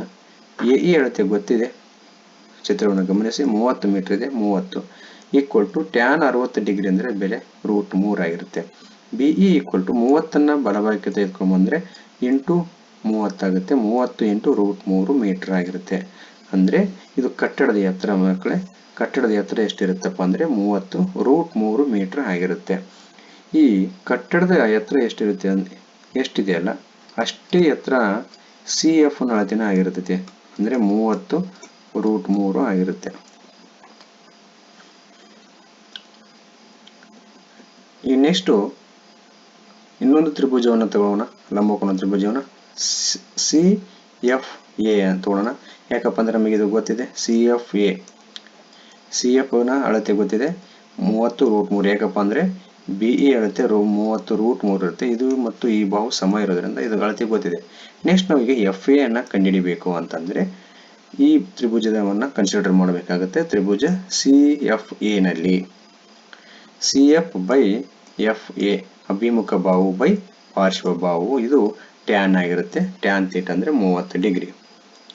ಸಿ ಎಫ್ ನ ಅಳತೆ ಗೊತ್ತಿದೆ 30√3 ಬೈ ಎ ಎಫ್ ಕಂಡುಹಿಡಿಬೇಕು. ಅದನ್ನು ಹಾಗೆ ಬರ್ಕೊಳ್ಳೋಣ. ಈಕ್ವಲ್ ಟು ಟ್ಯಾನ್ 30 ಡಿಗ್ರಿಯ ಬೆಲೆ 1/√3. ನೆಕ್ಸ್ಟ್ ನಾವು ಇಲ್ಲಿಗ ಇದನ್ನು ಓರೆ ಗುಣಾಕಾರ ಮಾಡಿದ್ರೆ ಎ ಎಫ್ ಇಂಟು 1 ಅಂದರೆ ಎ ಎಫ್ ಆಗುತ್ತೆ. Equal to 30√3 into √3. ಇಲ್ಲಿ √3 ಇಂಟು √3 ಅಂದರೆ ಅದರ ಬೆಲೆ 3 ಆಗಿರುತ್ತೆ. ಹಾಗಾಗಿ 30 ಇಂಟು 3 ಈಕ್ವಲ್ ಟು 90 ಮೀಟರ್ ಆಗಿರುತ್ತೆ. ಅಂದರೆ ಎ ಎಫ್ ನ ಅಳತೆ ಎಷ್ಟಪ್ಪ ಅಂದ್ರೆ ಇದು 90 ಮೀಟರ್ ಆಯಿತು. ನೆಕ್ಸ್ಟ್ ನಮಗೆ ಇ ಎಫ್ ಅಳತೆ ಎಷ್ಟಾಗುತ್ತೆ ಅಂದರೆ ಇಲ್ಲಿಂದ ಇಲ್ಲಿವರೆಗೆ ಅಳತೆ ಎಷ್ಟಾಗುತ್ತೆ ಅಂದರೆ 30 ಪ್ಲಸ್ 90 ಆಗಿರುತ್ತೆ. ಅಂದರೆ ಒಟ್ಟು 120 ಮೀಟರ್ ಆಯಿತು. ಇಲ್ಲಿಂದ ಇಲ್ಲಿವರೆಗೆ 120 ಮೀಟರ್ ಆಗಿರುತ್ತೆ. ಅಂದರೆ ನಮಗೆ ಇ ಎಫ್ ಬೆಲೆ ಗೊತ್ತಿದ ಮೇಲೆ ಸಿ ಬಿ ಕೂಡ ಅದಷ್ಟೇ ಇರುತ್ತೆ. ಇದು ಕೂಡ ಎಷ್ಟಿರುತ್ತಪ್ಪ ಅಂದರೆ 120 ಮೀಟರ್ ಆಗಿರ್ತೈತೆ. ನೆಕ್ಸ್ಟು ಇಲ್ಲಿ ನಮಗೆ ಈ ನೆಕ್ಸ್ಟು ತ್ರಿಭುಜ ಡಿ ಸಿ ಬಿ ಅನ್ನು ಕನ್ಸಿಡರ್ ಮಾಡಬೇಕು. ಅಂದರೆ ನಮಗೆ ಈ ಕೋನದ ಅಳತೆ ಗೊತ್ತಾಗಬೇಕಾಗಿದೆ. ಈ ಕೋನದ ಅಳತೆ ಕಂಡುಹಿಡಿಬೇಕಂತಂದ್ರೆ ನೋಡ್ರಿ, ಅವರು ಪ್ರಶ್ನೆಯಲ್ಲೇ ಕೊಟ್ಟಿದ್ದಾರೆ ನಮಗೆ ಈ ಕೋನ ಯಾವುದು ಕೋನ ಎ ಬಿ ಡಿ ಅಳತೆ ಎಷ್ಟಿದೆಪ್ಪ ಅಂದ್ರೆ ಇದು 90 ಡಿಗ್ರಿ ಇದೆ ಅಂತ ಹೇಳ್ತಾ ಇದ್ದಾರೆ. ಟೋಟಲ್ ಇದು 90 ಡಿಗ್ರಿ ಇದೆ ಅಂತ. ಆದರೆ ನಮಗೆ ಈ ಕೋನದ ಅಳತೆ ಬೇಕಾಗಿರೋದ್ರಿಂದ ಇಲ್ಲಿ ಗಮನಿಸಬಹುದು ನೀವು, ಈ ಸಿ ಬಿ ಮತ್ತು ಎಫ್ ಇ ಸಮಾಂತರ ರೇಖೆಗಳಾದರೆ ಇದು ಎ ಬಿ ಅನ್ನೋದು ಛೇದಕ ರೇಖೆ ಆಗಿರುತ್ತೆ. ಆವಾಗ ಇದು 60 ಡಿಗ್ರಿ ಆದರೆ ಕೋನ ಎ ಬಿ ಸಿ ಇದು ಕೂಡ ಏನಾಗಿರುತ್ತೆ ಅಂದರೆ 60 ಡಿಗ್ರಿ ಆಗಿರುತ್ತೆ. ಅದನ್ನೇ ನಾನು ಇಲ್ಲಿ ಬರ್ತೀನಿ, ಏಕೆಂದರೆ ಪರ್ಯಾಯ ಕೋನಗಳಾಗಿರ್ತಾವು. ನೆಕ್ಸ್ಟ್ ಕೋನ A B D equal to ಕೋನ ಎ ಬಿ ಸಿ ಪ್ಲಸ್ ಕೋನ ಸಿ ಬಿ ಡಿ ಅಂತ ಬರ್ತೀನಿ. ಅಂದರೆ ಎ ಬಿ ಡಿಯಲ್ಲಿ ಎರಡು ಕೋನಗಳಿದೆ. ಇದು ಒಂದು ಕೋನ ಎ ಬಿ ಸಿ ಒಂದು, ಇನ್ನೊಂದು ಸಿ ಬಿ ಡಿ ಅನ್ನೋ ಒಂದು ಕೋನ ಇದೆ. ಅಂದರೆ ಎ ಬಿ ಡಿ ಕೋನ 90 ಡಿಗ್ರಿ ಅಂತ ಗೊತ್ತಿದೆ, ಜೊತೆಗೆ ಎ ಬಿ ಸಿ ಕೋನ 60 ಡಿಗ್ರಿ ಇರುತ್ತೆ. ಈಗ ಕೋನ ಸಿ ಬಿ ಡಿಯನ್ನು ಹಾಗೆ ಬರ್ಕೊಳ್ಳೋಣ. ನಿಮಗೆ ಕೋನ ಸಿ ಬಿ ಡಿ ಅಳತೆ ಎಷ್ಟಾಗುತ್ತೆ ಅಂದರೆ 60 ಡಿಗ್ರಿನ ಎಡಕ್ಕೆ ತೆಗೆದುಕೊಂಡ್ಬಂದರೆ 90 ಮೈನಸ್ 60 ಡಿಗ್ರಿ ಆಗುತ್ತೆ. 90ರಲ್ಲಿ 60 ಕಳೆದ್ರೆ ನಮಗೆ ಈ ಕೋನದ ಅಳತೆ ಎಷ್ಟಾಗುತ್ತಪ್ಪ ಅಂದರೆ 30 ಡಿಗ್ರಿ ಆಗಿರುತ್ತೆ. ಆದ್ದರಿಂದ ನಾವು ನೆಕ್ಸ್ಟ್ ತ್ರಿಭುಜ ಡಿ ಸಿ ಬಿ ಅನ್ನು ತಗೋಬೇಕು. ಡಿ ಸಿ ಬಿ ನಲ್ಲಿ D C by B C ಅಂತ ತಗೊಳ್ಳೋಣ. ಯಾಕಪ್ಪ ಅಂತಂದ್ರೆ ನಮಗೆ ಈ ಕಟ್ಟಡದ ಎತ್ತರ ಬೇಕಾಗಿದೆ. ಕಟ್ಟಡದ ಎತ್ತರ ಬೇಕಂದ್ರೆ ನಮಗೆ ಎಫ್ ಸಿ ಕಂಡುಹಿಡ್ತೀವಿ. ಈಗ ಸಿ ಡಿ ಅನ್ನ ಕಂಡುಹಿಡಿಬೇಕಾಗಿದೆ, ಡಿ ಸಿ ಅನ್ನ ಕಂಡುಹಿಡಿಬೇಕು. ನೆಕ್ಸ್ಟ್ ನಮಗೆ ಈ ಬಿ ಸಿ ಅಳತೆ ಗೊತ್ತಿರೋದ್ರಿಂದ ಬಿ ಸಿ ಜೊತೆಗೆ ಡಿ ಸಿ ಅನ್ನ ನಾವು ಕನ್ಸಿಡರ್ ಮಾಡಬೇಕು. ಇದು ಏನಾಗುತ್ತೆ ಅಂದರೆ ಅಭಿಮುಖ ಬಾಹು ಬೈ ಪಾರ್ಶ್ವ ಬಾಹು ಅಂದರೆ ಟ್ಯಾನ್ ಆಗಿರುತ್ತೆ. Tan 30 degree. ಡಿ ಸಿ ಅನ್ನ ಕಂಡುಹಿಡಿಬೇಕಾಗಿರೋದ್ರ ಅಳತೆನ ಹಾಗೆ ಬರ್ಕೊಳ್ರಿ. ಬಿ ಸಿ 120 ಡಿಗ್ರಿ ಆಗಿರುತ್ತೆ. 120 ಮೀಟರ್ ಇದೆ, ನಾವಿಲ್ಲಿ ಬರ್ಕೊಂಡು ಕಂಡುಹಿಡಿದಿದ್ದೀವಿ. ಹಾಗೆ ಟ್ಯಾನ್ 30 ಡಿಗ್ರಿಯ ಬೆಲೆ 1/√3. ಈಗ ನಾವಿಲ್ಲಿ ಓರೆ ಗುಣಾಕಾರ ಮಾಡಿದರೆ D C equal to 120 degree. ಅಂದರೆ ಡಿ ಸಿಯನ್ನು ಹಾಗೆ ಬರ್ಕೊಳ್ರಿ. 120ನ್ನ ಬಲಕ್ಕೆ ತೊಗೊಂಬಂದ್ಬಿಟ್ರೆ ಅಂಶದಲ್ಲಿ ಬರುತ್ತೆ 120 ಅಂತ. ಈಗ ನಾವು ಇದನ್ನು ಛೇದವನ್ನು ಅಕರ್ಣೀಕರಣಗೊಳಿಸಿದರೆ √3 ಗುಣಿಸಬೇಕು ಮತ್ತು ಭಾಗಿಸಬೇಕು. ಆಗ ಅಂಶದಲ್ಲಿ 120 ಇಂಟು √3 ಆಗಿರುತ್ತೆ. ಛೇದದಲ್ಲಿ √3 ಇಂಟು √3 3 ಆಗಿರುತ್ತೆ. ಇದು ನಾವು ಕ್ಯಾನ್ಸಲ್ ಮಾಡಿದರೆ 3 1 3 4 ಆಗುತ್ತೆ, 0. ಅಂದರೆ D C equal to 40√3 metre ಆಗಿರುತ್ತೆ. ಅಂದರೆ ಇದರ ಅಳತೆ 40√3 ಆಯಿತು. ಈಗ ಕಟ್ಟಡದ ಎತ್ತರ ಎಷ್ಟಿರುತ್ತಪ್ಪ ಅಂದರೆ D F equal to D C plus C F. D C 40√3 ಇದೆ, ಸಿ ಎಫ್ 30√3 ಇದೆ. ಎರಡನ್ನು ಕೂಡಿದ್ರೆ ನಮಗೆ 70√3 ಮೀಟರ್ ಆಗಿರುತ್ತೆ. ಅಂದರೆ ಕಟ್ಟಡದ ಎತ್ತರ 70√3 ಆಯಿತು. ನೆಕ್ಸ್ಟ್ ನಾವು ಈಗ ಬಿ ಡಿ ಅಳತೆಯನ್ನು ಕಂಡುಹಿಡಿಬೇಕಂದ್ರೆ ಪಕ್ಷಿಯು ಚಲಿಸೋ ದೂರವನ್ನು ಕಂಡುಹಿಡಿಬೇಕಾಗಿದೆ. ತ್ರಿಭುಜ ಡಿ ಸಿ ಬಿ ನಲ್ಲಿ D C by D B, ನಮಗೆ ಡಿ ಸಿ ಕಂಡುಹಿಡಿದ್ವಿ. ಈಗ ಆ ಡಿ ಸಿ ಅಳತೆಯನ್ನು ತಗೋಬೇಕು, ಜೊತೆಗೆ ಡಿ ಬಿ ಅನ್ನು ನಾವು ಕಂಡುಹಿಡಿಬೇಕು. ಯಾಕಂದರೆ ಇದು ನಮಗೆ 30 ಡಿಗ್ರಿ ಅಂತ ಗೊತ್ತಿದೆ. ಈಗ D C by D B ಅಂದ್ರೆ ಅಭಿಮುಖ ಬಾಹು ಬೈ ಪಾರ್ಶ್ವಭಾವ ಅಂದ್ರೆ ಅದು ಸೈನ್ ಆಗಿರುತ್ತೆ, ಸೈನ್ 30 ಡಿಗ್ರಿ. ಡಿ ಸಿ ಅಳತೆ ನಾವು ಕಂಡು ಹಿಡಿದಿವಿ 40√3 ಆಗಿರುತ್ತೆ. ಇದು ಬೆಲೆಯನ್ನು ಡಿ ಸಿ ಜಾಗದಲ್ಲಿ ತುಂಬ್ಕೋಬೇಕು, ಡಿ ಬಿ ಅನ್ನು ಹಾಕಿ ಬರ್ಕೊಳ್ರಿ. ಸೈನ್ 30 ಡಿಗ್ರಿ ಅಂದ್ರೆ ಅದ್ರ ಬೆಲೆ 1/2 ಆಗಿರುತ್ತೆ. ಈಗ ನಾವು ಇದನ್ನು ಓರೆ ಗುಣಾಕಾರ ಮಾಡಿದರೆ D B into 1 D B ಆಗಿರುತ್ತೆ, ಜೊತೆಗೆ 40 ಇಂಟು 2 ಅಂದರೆ 80√3 ಮೀಟರ್ ಆಗಿರುತ್ತೆ. ಅಂದರೆ ಪಕ್ಷಿಯು ಚಲಿಸಿದ ದೂರ ಎಷ್ಟಪ್ಪ ಅಂದರೆ 80√3 ಮೀಟರ್. ಅದೇ ರೀತಿ ಕಟ್ಟಡದ ಎತ್ತರ 40√3 ಮೀಟರ್ ಆಗಿರುತ್ತೆ. ಓಕೆ, ನೆಕ್ಸ್ಟ್ ಪ್ರಶ್ನೆಗೆ ಹೋಗೋಣ. ಇದು 5 ಅಂಕದ ಪ್ರಶ್ನೆ. ಇಲ್ಲಿ ಮಕ್ಕಳು ನಿಮಗೆ 2 ಪ್ರಶ್ನೆಗಳಿರುತ್ತೆ, ಆಯ್ಕೆಯಾಗಿ ನಿಮಗೆ ಯಾವುದಾದ್ರೂ ಒಂದು ಪ್ರಶ್ನೆಯನ್ನು ಬಿಡಿಸಬಹುದು. ಇಲ್ಲಿ ನಾವು 2 ಪ್ರಶ್ನೆಗಳನ್ನು ಬಿಡಿಸಿದ್ದೀವಿ. ಇಲ್ಲಿ 6ನೇ ಮುಖ್ಯ ಪ್ರಶ್ನೆ ಆಗಿರುತ್ತೆ, ಕೆಳಗಿನ ಪ್ರಶ್ನೆಗೆ ಉತ್ತರಿಸಿ ಅಂತ. ಇದರಲ್ಲಿ 38ನೇ ಪ್ರಶ್ನೆ. ಮೊದಲನೇ ಪ್ರಶ್ನೆಯನ್ನು ನೋಡೋಣ. ಒಬ್ಬ ಬಡಗಿಯು ಒಂದು ಸಿಲಿಂಡರ್ನ ಒಂದು ತುದಿಗೆ ಶಂಕುವನ್ನು ಜೋಡಿಸಿ ಮತ್ತು ಇನ್ನೊಂದು ತುದಿಯಲ್ಲಿ ಒಂದು ಅರ್ಧ ಗೋಳವನ್ನು ಕೊರೆದು ಹೊರತೆಗೆದು ಚಿತ್ರದಲ್ಲಿ ತೋರಿಸಿರುವಂತೆ ಒಂದು ಮರದ ಮಾದರಿಯನ್ನು ತಯಾರಿಸುತ್ತಾನೆ. ಚಿತ್ರವನ್ನು ಗಮನಿಸಿ ಮಕ್ಕಳೇ. ಇಲ್ಲಿ ಒಂದು ಸಿಲಿಂಡರ್ ಇದೆ. ಈ ಸಿಲಿಂಡರ್ನ ಒಂದು ತುದಿಗೆ ಶಂಕುವನ್ನು ಜೋಡಿಸಿದರೆ, ಜೊತೆಗೆ ಇನ್ನೊಂದು ತುದಿಯಲ್ಲಿ ಅರ್ಧ ಗೋಳವನ್ನು ಕೊರೆದು ತೆಗೆಯಲಾಗಿದೆ ಅಂತ ಹೇಳ್ತಾ ಇದ್ದಾರೆ. ನೆಕ್ಸ್ಟ್ ಏನ್ ಹೇಳ್ತಾರೆ ನೋಡ್ರಿ, ಶಂಕು, ಅರ್ಧಗೋಳ, ಸಿಲಿಂಡರ್ಗಳ ತ್ರಿಜ್ಯಗಳು ಸಮವಾಗಿವೆ. ಅಂದ್ರೆ ಈ 3 ಆಕೃತಿಗಳ ತ್ರಿಜ್ಯಗಳು ಸಮ ಇದೆ. ನೆಕ್ಸ್ಟ್ ಮಾದರಿಯ ಒಟ್ಟು ಉದ್ದ 80 ಮೀಟರ್. ಇದು ಟೋಟಲ್ ಉದ್ದವನ್ನು ಕೊಟ್ಟಿದ್ದಾರೆ 80 ಮೀಟರ್ ಅಂತ. ಅರ್ಧಗೋಳದ ವಕ್ರ ಮೇಲ್ಮೈ ವಿಸ್ತೀರ್ಣವನ್ನು ಕೂಡ ಕೊಟ್ಟಿದ್ದಾರೆ 1584/7 ಸೆಂಟಿಮೀಟರ್ ಸ್ಕ್ವೇರ್. ಮತ್ತು ಶಂಕುವಿನ ಓರೆ ಎತ್ತರ 10 ಸೆಂಟಿಮೀಟರ್ ಆದರೆ ಮಾದರಿಯ ಘನಫಲ ಕಂಡು ಹಿಡಿಯಿರಿ ಅಂತ ಕೇಳ್ತಾ ಇದ್ದಾರೆ. ಮತ್ತು ಅರ್ಧಗೋಳದ ವಕ್ರ ಮೇಲ್ಮೈ ವಿಸ್ತೀರ್ಣ ಮತ್ತು ಶಂಕುವಿನ ವಕ್ರ ಮೇಲ್ಮೈ ವಿಸ್ತೀರ್ಣಕ್ಕಿರುವ ಅನುಪಾತವನ್ನು ಲೆಕ್ಕಾಚಾರ ಮಾಡಿ ಅಂತ ಕೇಳ್ತಾರೆ. ಇಲ್ಲಿ ಮೊದಲು ನಾವು ಈ ಮಾದರಿಯ ಘನಫಲವನ್ನ ಕಂಡುಹಿಡಬೇಕಾಗಿತ್ತು ಅಂತಂದ್ರೆ, ಇಲ್ಲಿ ಸಿಲಿಂಡರ್ನ ಘನಫಲ ಪ್ಲಸ್ ಶಂಕುವಿನ ಘನಫಲ ಮೈನಸ್ ಈ ಅರ್ಧಗೋಳವನ್ನ ಕೊರೆದು ತೆಗೆದಿರೋದ್ರಿಂದ ಇದನ್ನು ಮೈನಸ್ ಮಾಡಬೇಕು ಮಕ್ಕಳು. ಹಾಗಾದ್ರೆ ನಮಗೆ ಈಗ ಶಂಕುವಿನ ಎತ್ತರ ಬೇಕಾಗಿದೆ, ಜೊತೆಗೆ ಈ 3 ತ್ರಿಜ್ಯಗಳು 3 ಆಕೃತಿಗಳ ತ್ರಿಜ್ಯ ಸಮ ಅಂತ ಕೊಟ್ಟಿದ್ದಾರೆ. ಬಟ್ ತ್ರಿಜ್ಯ ಎಷ್ಟಿದೆ ಅಂತ ಕೊಟ್ಟಿಲ್ಲ. ನಾವು ತ್ರಿಜ್ಯವನ್ನ ಕಂಡುಹಿಡಕೋಬೇಕು. ನಂತರದಲ್ಲಿ ಶಂಕುವಿನ ಎತ್ತರವನ್ನು ಕಂಡುಹಿಡಿಬೇಕು. ಶಂಕುವಿನ ಎತ್ತರ ಕಂಡುಹಿಡಿದ ನಂತರದಲ್ಲಿ ನಮಗೆ ಸಿಲಿಂಡರ್ನ ಎತ್ತರ ಕೂಡ ಸಿಗುತ್ತೆ. ಇಲ್ಲಿ ಮೊದಲು ನಾವು ತ್ರಿಜ್ಯವನ್ನ ಕಂಡುಹಿಡಿಯಬೇಕಾಗಿದೆ. ತ್ರಿಜ್ಯವನ್ನು ಕಂಡುಹಿಡಲಿಕ್ಕೆ ನಮಗೆ ಅರ್ಧಗೋಳದ ವಕ್ರ ಮೇಲ್ಮೈ ವಿಸ್ತೀರ್ಣವನ್ನು ಕೊಟ್ಟಿದ್ರೆ ಇದನ್ನು ಬಳಸಿಕೊಂಡು ತ್ರಿಜ್ಯವನ್ನು ಕಂಡುಹಿಡಿಯೋಣ. ಅರ್ಧಗೋಳದ ಮೇಲ್ಮೈ ವಿಸ್ತೀರ್ಣ ಎಷ್ಟಿದೆಪ್ಪ ಅಂದ್ರೆ 1584/7 ಇದೆ. ಇಲ್ಲಿ ನಾವು ಈಗ ಅರ್ಧಗೋಳದ ಮೇಲ್ಮೈ ವಿಸ್ತೀರ್ಣ ಸೂತ್ರವನ್ನು ಬರ್ಕೊಳ್ಳೋಣ. 2πr² ಅಂತ ಈಕ್ವಲ್ ಟು 1584/7 ಅಂತ.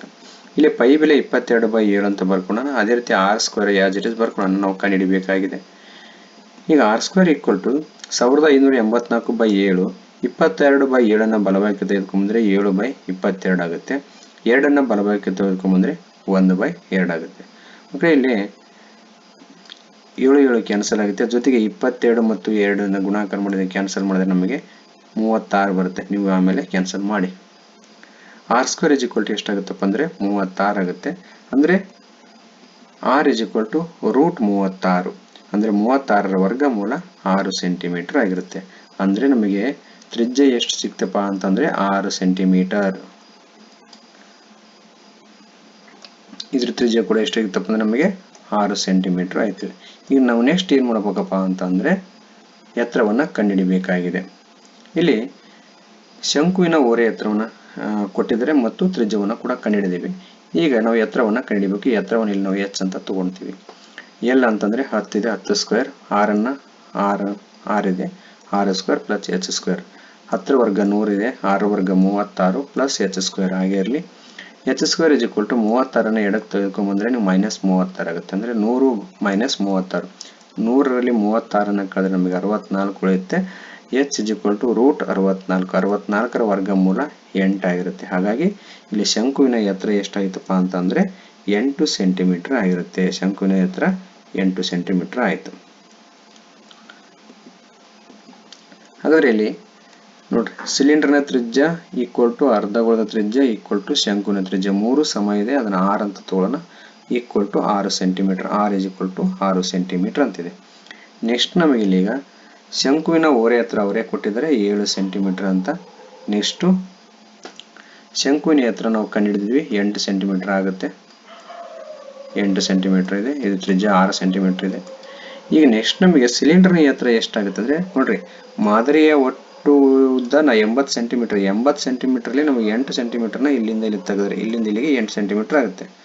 ಅದನ್ನು ಕಳೆದ್ರೆ ನಮಗೆ 72 ಸೆಂಟಿಮೀಟರ್ ಇರುತ್ತೆ, ಅಂದರೆ ಅದು ಸಿಲಿಂಡರ್ನ ಎತ್ತರ ಆಗಿರುತ್ತೆ. ಅದನ್ನು ಕ್ಯಾಪಿಟಲ್ ಎಚ್ ಅಂತ ತಗೊಂಡಿದ್ದೀವಿ. ಈಗ ಮಾದರಿಯ ಘನಫಲವನ್ನು ನಾವು ಕಂಡುಹಿಡಿಯೋಣ. ಇಲ್ಲಿ ಮಾದರಿಯ ಘನಫಲ ಏನಾಗಿರುತ್ತಪ್ಪ ಅಂದರೆ ಶಂಕುವಿನ ಘನಫಲ ಪ್ಲಸ್ ಸಿಲಿಂಡರ್ನ ಘನಫಲ ಮೈನಸ್ ಅರ್ಧಗೋಳದ ಘನಫಲ. ಈಗ ಇವು ಸೂತ್ರವನ್ನು ಹಾಕ್ತಾ ಹೋದರೆ ಶಂಕುವಿನ ಘನಫಲ ಸೂತ್ರ ಏನಪ್ಪ ಅಂದರೆ 1/3 πr² ಪ್ಲಸ್ ಸಿಲಿಂಡರ್ನ ಘನಫಲ πr²h. ಹೆಚ್ಚನ್ನು ನಾನು ಕ್ಯಾಪಿಟಲ್ ಅಂತ ತಗೊಂಡಿದ್ದೀನಿ ಇಲ್ಲಿ, ಮೈನಸ್ ಅರ್ಧಗೋಳದ ಘನಫಲ 2/3 πr³ ಅಂತ. ಇಲ್ಲಿ ನೋಡ್ರಿ, ಪೈ ಮತ್ತು r² ಎಲ್ಲ ಕಡೆ ಇರೋದ್ರಿಂದ ನಾವು ಆ πr² ಕಾಮನ್ ತೆಗೆದುಕೊಂಡ್ರೆ ಬ್ರ್ಯಾಕೆಟಲ್ಲಿ ಇಲ್ಲಿ 1/3 h ಉಳಿಯುತ್ತೆ, ಇಲ್ಲಿ h ಮಾತ್ರ ಉಳಿತೈತಿ, ಮೈನಸ್ 2/3 ಇಲ್ಲಿ r³ ಇದೆ, ಇಲ್ಲಿ 2 ಹೊರಗಡೆ ಇದೆ, 1 ಉಳಿಯುತ್ತೆ, ಅದನ್ನು 1 ಬರ್ಕೊಂಡಿದ್ದೀನಿ. ಈಗ ಇದರಲ್ಲಿ ಬೆಲೆಗಳನ್ನು ತುಂಬ್ತಾ ಹೋದರೆ r ಬೆಲೆ ಪೈ ಬೆಲೆ 22/7, ಇಲ್ಲಿ r ಅಂದರೆ 6² ಆಗುತ್ತೆ, ಅದನ್ನು 6 × r ಅಂತ ಬರ್ಕೊಂಡಿದ್ದೀನಿ, ಇಂಟು ಬ್ರ್ಯಾಕೆಟ್ 1/3 ಇಂಟು ಇಲ್ಲಿ h ಸ್ಮಾಲ್ h 8 ಸೆಂಟಿಮೀಟರ್ ಇದೆ ಶಂಕುವಿನ ಎತ್ತರ, ಪ್ಲಸ್ ಸಿಲಿಂಡರ್ನ ಎತ್ತರ ಕ್ಯಾಪಿಟಲ್ H 72 ಅಂತ ಬರ್ಕೊಂಡಿದ್ದೀನಿ, ಮೈನಸ್ 2/3 ಇಂಟು 6. ಇಲ್ಲಿ ನೋಡ್ರಿ, ಇದು 3 1 3 2 ಆಗುತ್ತೆ, 2 2 4 ಅಂತ ಬರ್ಕೊಂಡಿದ್ದೀವಿ. ಉಳಿದಿದ್ದು ಯಾಜ್ ಇಟ್ ಇಸ್ ಬರ್ಕೊಂಡು ಇಲ್ಲಿ ನೋಡ್ರಿ 1 × 8 ಅಂದರೆ 8/3 ಆಗುತ್ತೆ, ಪ್ಲಸ್ 72 ಹಾಗೆ ಬರ್ಕೊಂಡಿದ್ದೀನಿ. ಇಲ್ಲಿ 2 × 2 ಗುಣಿಸಿ 4 ಬರೋದನ್ನ ಉಳಿದಿದ್ದ ಟರ್ಮ್ಸನ್ನು ಹ್ಯಾಜ್ ಇಟ್ ಇಸ್ ಇಟ್ಟಿದ್ದೀನಿ. ನೆಕ್ಸ್ಟು ಇಲ್ಲಿ ನೋಡ್ರಿ 72ರಲ್ಲಿ 4 ಕಳೆಯೋಣ, 68 ಆಗುತ್ತೆ. ನೆಕ್ಸ್ಟು 22/7 ಇಂಟು 6 × 6 ಆಗೇ ಇರಲಿ. ಇಲ್ಲಿ ನಾವು ಪ್ಲಸ್ ತೆಗೆದ್ರೆ ಇದು 3 ಆಗಿರುತ್ತೆ, ಇದು ಓರೆ ಗುಣಾಕಾರ ಮಾಡಿದ್ರೆ ನೋಡ್ರಿ 8 ಪ್ಲಸ್ 3 × 68 ಅಂದರೆ 204 ಆಗುತ್ತೆ, 8 ಪ್ಲಸ್ 204/3. 8ಕ್ಕೆ 204 ಕೂಡಿಸಿದ್ರೆ 212/3 ಆಗಿರುತ್ತೆ. ಇಲ್ಲಿ ನಾವೀಗ ಎಲ್ಲವನ್ನ ಗುಣಿಸಿದರೆ ಇದು 3 1 3 2 ಆಗುತ್ತೆ, 22 6 2 212 ಎಲ್ಲವನ್ನ ಗುಣಾಕಾರ ಮಾಡಿದ್ರೆ ನಮಗೆ 55,968 ಆಗುತ್ತೆ. ಛೇದದಲ್ಲಿ 7 ಉಳಿಯುತ್ತೆ, ಅದನ್ನು 55,968/7 ಸೆಂಟಿಮೀಟರ್ ಕ್ಯೂಬ್. ಇದನ್ನು ನಾವು ಭಾಗಿಸಿದ್ರೆ 7ರಿಂದ ಭಾಗಿಸಿದ್ರೆ ನಮಗೆ ಉತ್ತರ 7,995.42 ಬರುತ್ತೆ. ನೆಕ್ಸ್ಟು ಇಲ್ಲಿ ನಾವು ಅನುಪಾತವನ್ನು ಕೇಳಿದರೆ, ಹಾಗಾಗಿ ಮೊದಲು ಶಂಕುವಿನ ವಕ್ರ ಮೇಲ್ಮೈ ವಿಸ್ತೀರ್ಣವನ್ನು ಕಂಡುಹಿಡಿಯೋಣ. ಶಂಕುವಿನ ವಕ್ರ ಮೇಲ್ಮೈ ವಿಸ್ತೀರ್ಣ ಈಕ್ವಲ್ ಟು πr_l ಆಗಿರುತ್ತೆ. ಪೈ ಬೆಲೆ 22/7, r ಬೆಲೆ 6 ಇದೆ, l ಬೆಲೆ 10 ತುಂಬಿಕೊಂಡಿದ್ದೀವಿ. ಈಗ ನಾವು 3 ಗುಣಾಕಾರ ಮಾಡಿದರೆ 22 × 6 × 10 ಗುಣಾಕಾರ ಮಾಡಿದರೆ 1320 ಆಗುತ್ತೆ, /7 ಆಗಿರುತ್ತೆ. ನೆಕ್ಸ್ಟ್ ಅವ್ರು ಕೇಳಿರುವಂಥದ್ದು ಅರ್ಧಗೋಳದ ವಕ್ರ ಮೇಲ್ಮೈ ವಿಸ್ತೀರ್ಣ ಮತ್ತು ಶಂಕುವಿನ ವಕ್ರ ಮೇಲ್ಮೈ ವಿಸ್ತೀರ್ಣದ ಅನುಪಾತವನ್ನು ಕೇಳಿದರೆ ನಾವು ಅನುಪಾತದಲ್ಲಿ ಬರ್ಕೊಂಡಿದ್ದೀವಿ. ಇಲ್ಲಿ ಅರ್ಧಗೋಳದ ವಕ್ರ ಮೇಲ್ಮೈ ವಿಸ್ತೀರ್ಣ ಪ್ರಶ್ನೆಯಲ್ಲಿ ಅವರೇ ಕೊಟ್ಟಿರೋದು 1584/7. ಶಂಕುವಿನ ವಕ್ರ ಮೇಲ್ಮೈ ವಿಸ್ತೀರ್ಣ ಎಷ್ಟಾಗಿರುತ್ತಪ್ಪ ಅಂದರೆ ನಾವಿಲ್ಲಿ ಕಂಡುಹಿಡಿದಿದ್ದೀವಿ 1320/7. ಇದು 7 7 ಕ್ಯಾನ್ಸಲ್ ಆಗುತ್ತೆ. ನೆಕ್ಸ್ಟ್ ನಾವಿನ್ನು ಕ್ಯಾನ್ಸಲ್ ಮಾಡ್ತಾ ಹೋದರೆ ನೆಕ್ಸ್ಟ್ ಏನಾಗುತ್ತಪ್ಪ ಅಂದರೆ ಅಂಶದಲ್ಲಿ 6 ಉಳಿಯುತ್ತೆ, ಛೇದದಲ್ಲಿ 5 ಉಳಿತೈತಿ, ಅದನ್ನು 6/5 ಅಂತ ಬರ್ಕೊಂಡಿದ್ದೀವಿ. ಮಕ್ಕಳೇ ನಾ ಇಲ್ಲಿ ಟೈಮ್ ಸೇವ್ ಮಾಡೋಕ್ಕಾಗಿ ನಾನು ಎಲ್ಲವನ್ನ ಇಲ್ಲಿ ಕ್ಯಾಲ್ಕುಲೇಷನ್ ಮಾಡ್ತಾ ಇಲ್ಲ, ನೇರವಾಗಿ ಉತ್ತರಗಳನ್ನು ಬರಿತಾ ಇದ್ದೀನಿ, ನೀವು ಆಮೇಲೆ ಕ್ಯಾಲ್ಕುಲೇಷನ್ ಮಾಡ್ಬೋದು. 6/5 ಆಗಿರುತ್ತೆ, ಅಂದರೆ ಇದರ ಅನುಪಾತ ಎಷ್ಟಾಗಿರುತ್ತಪ್ಪ ಅಂದರೆ 6:5 ಆಗಿರುತ್ತೆ. ನೆಕ್ಸ್ಟ್ 38ನೇ ಪ್ರಶ್ನೆಯಲ್ಲಿ ಇನ್ನೊಂದು ಪ್ರಶ್ನೆ ಇದೆ. ಒಂದು ಘನ ಸಿಲಿಂಡರ್ನಷ್ಟೇ ತ್ರಿಜ್ಯವಿರುವ ಅರ್ಧಗೋಳ ಮತ್ತು ಶಂಕುವನ್ನು ಚಿತ್ರದಲ್ಲಿ ತೋರಿಸಿರುವಂತೆ ಕೊರೆದು ಹೊರತೆಗೆಯಲಾಗಿದೆ. ಶಂಕುವಿನ ಓರೆ ಎತ್ತರ ಮತ್ತು ಎತ್ತರಗಳು ಕ್ರಮವಾಗಿ 25 ಸೆಂಟಿಮೀಟರ್ ಮತ್ತು 24 ಸೆಂಟಿಮೀಟರ್ ಆಗಿದ್ದರೆ ಉಳಿದ ಘನಾಕೃತಿಯ ಘನಫಲ ಮತ್ತು ವಕ್ರ ಮೇಲ್ಮೈ ವಿಸ್ತೀರ್ಣವನ್ನು ಕಂಡುಹಿಡಿಯಿರಿ ಅಂತ. ಮಕ್ಕಳು ಇಲ್ಲಿ ಒಂದು ಘನ ಸಿಲಿಂಡರ್ ಇದೆ. ಈ ಘನ ಸಿಲಿಂಡರ್ನಲ್ಲಿ ಒಂದು ಭಾಗದಲ್ಲಿ ಅರ್ಧಗೋಳವನ್ನು ತೆಗೆದರೆ ಇನ್ನೊಂದು ಭಾಗದಲ್ಲಿ ಶಂಕುವನ್ನು ಹೊರ ತೆಗೆದಿದ್ದಾರೆ. ನೆಕ್ಸ್ಟ್ ಅವ್ರು ನಮಗೆ ಅಳತೆಗಳನ್ನು ಯಾವ್ದು ಕೊಟ್ಟಿದ್ದಾರಪ್ಪ ಅಂದರೆ ಶಂಕುವಿನ ಓರೆ ಎತ್ತರ ಮತ್ತು ಎತ್ತರಗಳನ್ನು ಕೊಟ್ಟಿದ್ದಾರೆ. ಓರೆ ಎತ್ತರ 25 ಸೆಂಟಿಮೀಟರ್ ಇದೆ, ಎತ್ತರ 24 ಸೆಂಟಿಮೀಟರ್ ಅಂತ ಇದೆ. ಅದರ ತ್ರಿಜ್ಯವನ್ನು ಕೊಟ್ಟಿಲ್ಲ. ಅವರು ಒಂದು ಕ್ಲೂ ಕೊಟ್ಟಿದ್ದಾರೆ, ಏನಪ್ಪಾ ಅಂತಂದ್ರೆ ಈ ಮೂರರ ತ್ರಿಜ್ಯಗಳು ಅಂದರೆ ಸಿಲಿಂಡರು, ಶಂಕು ಮತ್ತು ಅರ್ಧಗೋಳ ಇವು ಮೂರರ ತ್ರಿಜ್ಯಗಳು ಸಮ ಇದೆ ಅಂತ ಹೇಳ್ತಾ ಇದ್ದಾರೆ. ಕೇಳಿರುವಂಥದ್ದು ಏನಪ್ಪಾ ಅಂದ್ರೆ ಅವರು ಉಳಿದ ಘನಾಕೃತಿಯ ಘನಫಲ ಅಂತ ಕೇಳಿದರೆ, ಅಂದ್ರೆ ಈ ಸಿಲಿಂಡರ್ನ ಘನಫಲದಲ್ಲಿ ಶಂಕುವಿನ ಘನಫಲವನ್ನ ಮೈನಸ್ ಮಾಡಬೇಕು, ಜೊತೆಗೆ ಅರ್ಧಗೋಳದ ಘನಫಲವನ್ನು ಕೂಡ ಮೈನಸ್ ಮಾಡಿದ್ರೆ ನಮಗೆ ಉತ್ತರ ಸಿಗುತ್ತೆ. ನೆಕ್ಸ್ಟ್ ವಕ್ರ ಮೇಲ್ಮೈ ವಿಸ್ತೀರ್ಣವನ್ನು ಅಂತ ಕೇಳಿದ್ದಾರೆ, ಅಂದ್ರೆ ಈ ಮೂರು ಆಕೃತಿಗಳ ವಕ್ರ ಮೇಲ್ಮೈ ವಿಸ್ತೀರ್ಣವನ್ನ ಕೂಡಿದ್ರೆ ನಮಗೆ ಉತ್ತರ ಸಿಗುತ್ತೆ ಮಕ್ಕಳೇ. ಬನ್ನಿ ಬಿಡಿಸ್ತಾ ಹೋಗೋಣ. ಮೊದಲು ನಮಗೆ ಇಲ್ಲಿಗ ಶಂಕುವಿನ ಓರೆ ಎತ್ತರ ಎಲ್ ಅಂತ ತಗೊಳ್ಳೋಣ, 25 ಸೆಂಟಿಮೀಟರ್. ಶಂಕುವಿನ ಎತ್ತರ ಸ್ಮಾಲ್ ಎಚ್ ಅಂತ ತಗೊಂಡಿದ್ದೀನಿ, 24 ಸೆಂಟಿಮೀಟರ್. ಇಲ್ಲಿ ನಮಗೆ ಇದರ ತ್ರಿಜ್ಯವನ್ನು ಕಂಡುಹಿಡಿಯೋಣ.